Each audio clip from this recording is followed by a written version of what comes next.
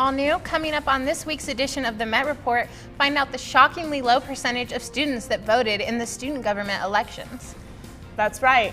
And we talk about the Student Government Assembly. Could the current administration be trying to throw over a Democratic vote? Coming up next.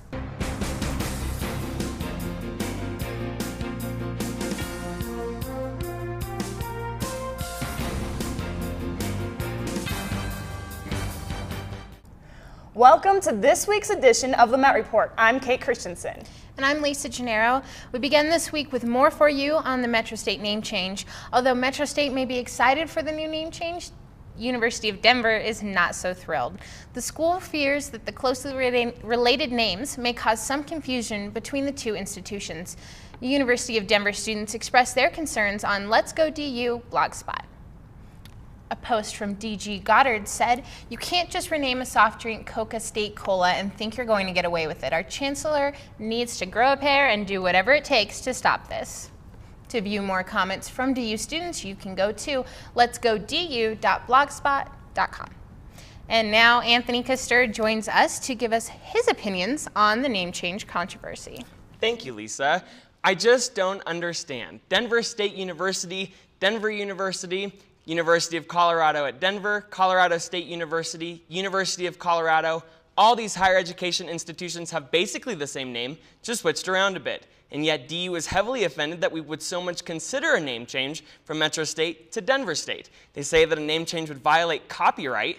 Please, DU students also say that we would tarnish DU's 147-year history.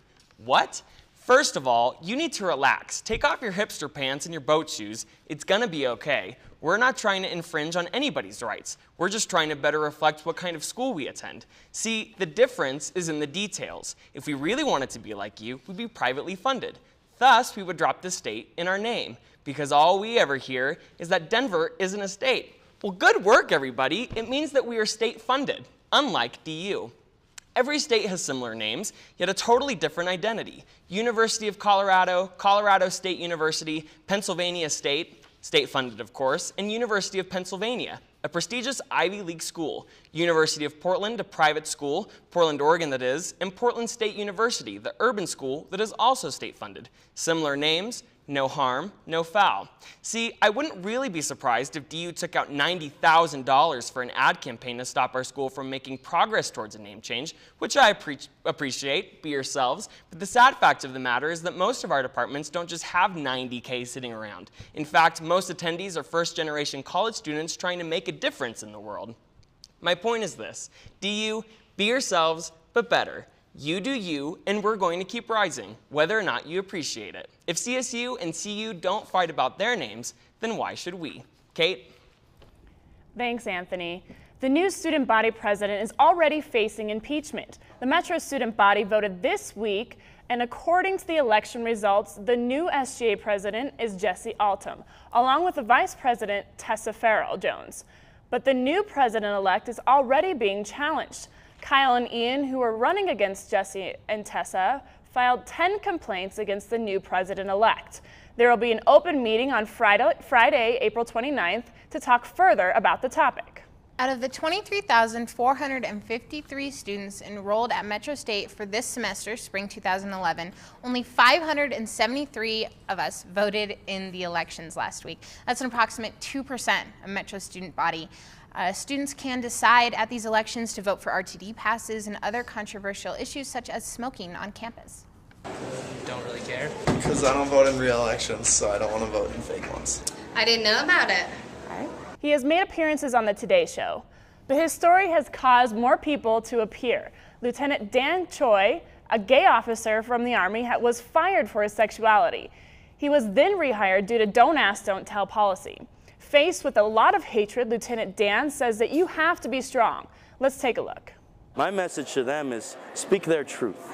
Speak it without shame and without any kind of apology. You owe nobody an apology when you are telling the truth.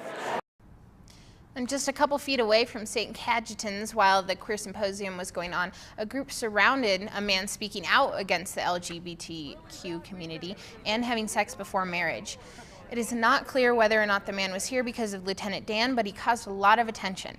Arguments between onlookers ensued, and this caused a scene, causing administration and the Auraria police to break up the group and ask the man to leave campus. Auraria campus, get ready for some fun. The second annual Auraria Formal will be held in the Tivoli Turn Hall on April 22nd. There will be music, food, dancing, and some great DJs. Tickets are $5 a person and $8 a couple. And remember to wear something formal. Now, Craig F. Walker is the 2010 Pulitzer Prize winner for feature photography. Last Monday, the Metro State student, and staff photographer at the Denver Post gave a lecture and slideshow here on campus on his award-winning photo essay of Army soldier Ian Fisher. I've seen Iraq and I've experienced the slums of Iraq or whatever you want to call them. Mr. Ken Bizio from Metro State's journalism department invited Walker to share his thoughts and his photos from his experience following an American soldier throughout his journey in the Army. The award-winning photo essay exposes the true life of one Colorado high school student everywhere, from graduation to basic training in Iraq and even the personal relationships inside of Fisher's life. This past week was one of the toughest in American history. The Met Report would like to take a minute to remember all those who lost their lives. This past week was the 16-year anniversary of the Oklahoma City bombing, where 168 died and 680 more were injured. Also this past week was the 12-year anniversary of one of the worst school shootings in American history at Columbine High School, where 2 gunmen opened fire on their classmates, killing 13 and injuring 24 before taking their own lives. The Met Report would just like to send our thoughts and prayers to all those affected by these tragedies.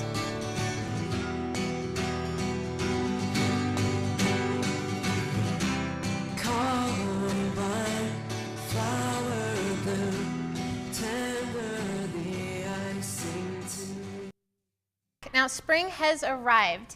Auraria campus is geared up once again for the spring fling. Met Radio broadcasted live from the Tivoli Commons promoting Metro clubs and organizations. Students were able to get a taste of the campus culture and festivities. This year was actually a huge turnout with over 100 organizations involved. The students on Auraria campus have spoken and voted to keep the RTD bus pass. Combined between the 3 schools, over 2,000 people voted, and 94% of those were in favor of keeping the bus pass. The estimated cost for the 2011-2012 school year is about $70, a $9 increase from the year before. A similar pass would cost $700 per semester for the general public. Did you happen to see that cloud of smoke hovering over Civic Center Park? No big deal. It was just the annual 420 event down at Civic Center Park where everyone gathered to celebrate 420. It's a nationally celebrated holiday that started with just a few teenagers in 1971. 420 celebrates the usage of marijuana recreationally and medicinally. Once again, people gathered from all over to indulge at Civic Center Park and CU Boulder on the Northern Quad on April 20th. However, this year was a little different because in the past, with the legalization of medical marijuana in the last few years, there were vendors and dispensaries that were in attendance to promote their businesses. A man who committed suicide in a downtown luxury high-rise Sunday night also caused a hazardous material scare with the chemical he used to kill himself. The 12th floor resident in the 1600 Glenarm Apartments used hydrogen cyanide to kill himself. And at 7 p.m., the residents of the apartment below him saw the liquid dripping through their air vents. 2 floors were evacuated and 2 residents were taken to the hospital. Hydrogen cyanide is a poisonous, flammable liquid used in industrial processes and has a history in chemical warfare. No information about the man has been released except that he was found dead in his closet. And now it's time for world news. Detainees at an Australian immigration detention center in Sydney started a riot and burned down 9 buildings. Protests at detention centers have become more frequent as they become more and more crowded. The riot started on the rooftop of one of the buildings with 2 of the detainees and quickly spread to involve 100 people. Riot police called in to assist the center's unarmed guards, but according to Australian officials, no injuries have been reported. On the 1-year anniversary of the BP oil spill in the Gulf, BP filed a lawsuit against Swiss-based Transocean and Cameron International. In the lawsuit, BP claims that the safety systems on Transocean's deepwater rig had failed. They are suing the maker of the rig's blowout preventer. They claim the device failed to stop the huge oil spill. BP is asking that both companies should help pay for the tens of billions of dollars in liabilities resulting from that oil spill.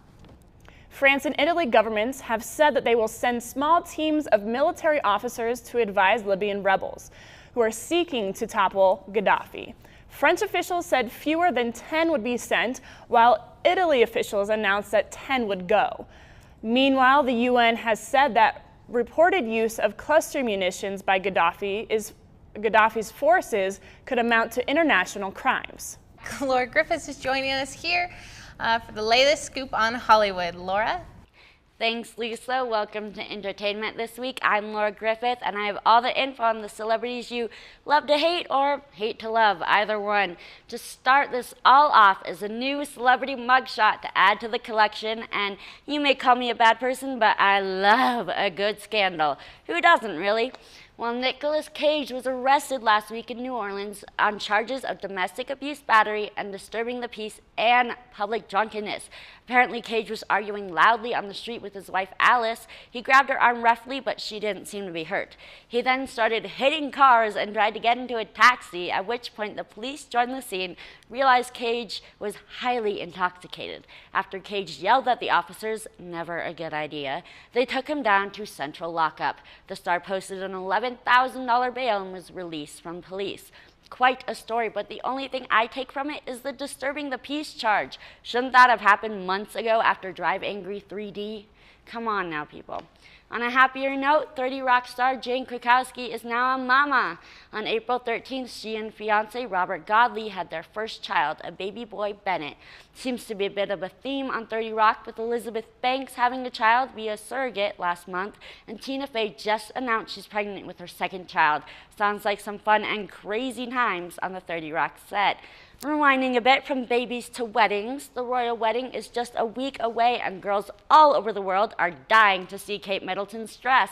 That is no easy task, as this frock has been a better kept secret than those magazines under your mattress.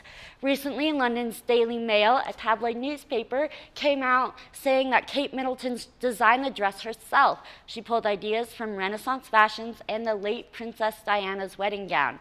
It is reportedly ivory, satin, and lace with a pearl button detail and a 10-foot train.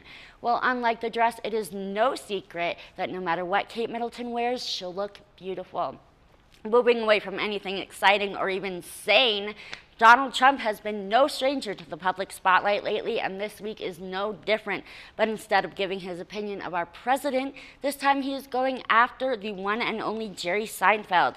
Apparently, Mr. Seinfeld pulled out of a charity fundraiser held by Mr. Trump's son because he is uncomfortable with the ongoing tirade about Obama by Trump Sr. And I'm sorry, but who isn't? Trump lashed out with a public letter with several jabs at the funny man, including, quote, "What I do feel badly about is that I agreed to do and did your failed show, The Marriage Ref, even though I thought it was absolutely terrible. Despite its poor ratings, I didn't cancel on you like you canceled on my son in St. Jude. I only wish I did," unquote. Yikes. But Jerry Seinfeld has already taken the high road. Before Donald went public with his warm and fluffy feelings, Seinfeld compensated both the Eric Trump Foundation and St. Jude. As for Trump, well, we're just going to have to see what he does next. Well, that's it for entertainment. Remember, I'm Laura Griffith, and we'll see you next week. Back to the desk. Thanks, Laura.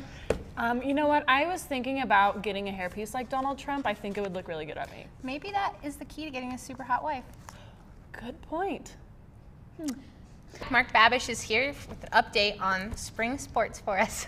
No, that's right, guys. Softball, baseball getting in line. Also track and field. Tennis is almost done. It's been a crazy spring semester. Yeah. But we're going to go ahead. Let's get started with Metro State softball. Right. As softball headed into the weekend series versus Mesa State, knowing that they had to take at least 3 games from the Mavericks for a chance to host their 3rd straight RMAC tournament. After splitting day one's doubleheaders, Metro was looking for the sweep. And they would not get it as Mavs senior pitcher Sarah Jordan stumped the Metro lineup, striking out 2 and only allowing 3 hits. Center fielder Gabrielle Parra brought home 2 RBIs in the 5th inning. Metro State goes down 3-0. In Game 2, Metro's bats came alive for 8 runs, including a couple of 3-run innings. Both Janessa Tassone and Kelsey Tillery had 3 RBIs on the day. Caitlin Jinks picked up her first win of the season for the Roadrunners. With the series split, softball remains in second place behind Cardinal School of Mines, which means Mines will host the RMAC tournament May 5th and 6th. Now moving to the other diamond sport, Metro Baseball returned home to Auraria after sweeping their series with New Mexico Highlands. Paul Meyer has more. Metro State, winners of 6 straight, looks to continue their hot streak as they welcomed in conference leader Nebraska Kearney. Saturday, Game 1, Kearney already up 2-0, trying to make it 3-0, but David Fox guns down the runner at home on a great throw from center. 5th inning, Brandon Brown hits a 2-run triple to help Metro rally to take an 8-4 lead. 6th inning, Bradshaw Perry works out of a huge bases loaded, nobody out jam, but the Lopers would score 5 more times in the last 3 innings to take Game 1 9-8. Game 2, Lopers show us why they're the best in the RMAC. Jake Drager on the mound, rough day for him as he unloads 2 wild pitches and a pass ball. 4th inning, Andrew Hakey makes it 8-1 Lopers with a huge blast. That would be the story for the rest of the game as Kearney blows out the Runners 13-5. We caught up with Coach Carcione afterwards. That was huge, one of our better hitters, in the conference comes up and he hits the ball hard, but happens to be at our second baseman. We roll a double play and get out. Sunday, Metro looked to redeem themselves. Game 1, Roadrunners explode for 6 runs in the 2nd and the 6th innings. They blow out Nebraska Kearney 19-5. Zach Krieger went 4 for 5 with 3 RBIs. First, though, would blow out the Roadrunners 12-2 in the final game. For the Met Report, I'm Paul Meyer. For the past couple weeks, only one thing around campus has been said more than winning. And that is Metro's getting a football team. Wait, let me correct that sentence. Metro State's getting a club football team. That's right, a club team. Not an NCAA Division II team that will play in the Rocky Mountain Athletic Conference, but a team that will be playing semi-professional teams this spring. Now, granted, football does cost a lot, and all the funds that are being used to support Metro's current teams would have to be redistributed. Metro has 13 sanctioned NCAA sports, and out of those 13, 7 of the teams have been ranked in the top 25 in the past year. But you know what? You're right. Just for football, we should stop having all these great teams at Metro. I've covered Metro sports for 4 years at the Met Report. I've seen the empty sidelines at the soccer field when 2 top teams are playing. I've seen an empty basketball arena when 2 undefeated teams are fighting for first place. I've seen softball win championships with no students in the stands. So please, tell me why the people in charge of Metro's club team think they will have any success of getting students involved. And don't answer that question with, it's football. Because what Metro needs are students to realize they have a tremendous opportunity to see some great action. When they finally do, everyone will say, winning. That's really great. Thanks, Mark, for sharing with us. That's a really good point. I agree with you about the club.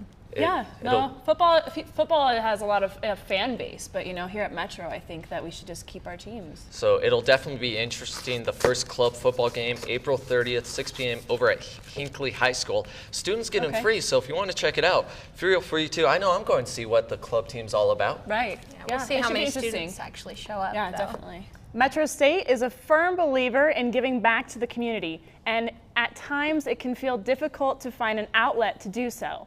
But we have an opportunity for you to give back on Saturday, April 30th from 8:30 a.m. to 2 p.m. You can join volunteers for Outdoor Colorado to help build public trails at the Rocky Mountain Arsenal National Wildlife Refuge. The goal is to make sure that the public can access parts of the site and are building and restoring trails to make that possible. Metro State, along with other volunteers, will be working to make that arsenal a place for the public to enjoy a healthy and fun outdoor recreation and learning opportunity. Again, this is on Saturday, April 30th, and if you're interested in volunteering, please call 303-556-2595. Well, that is it for this edition of the Met Report. For Mark Babish, Kate Christensen, and the entire Met Report staff, thank you for being with us, and we'll see you on campus.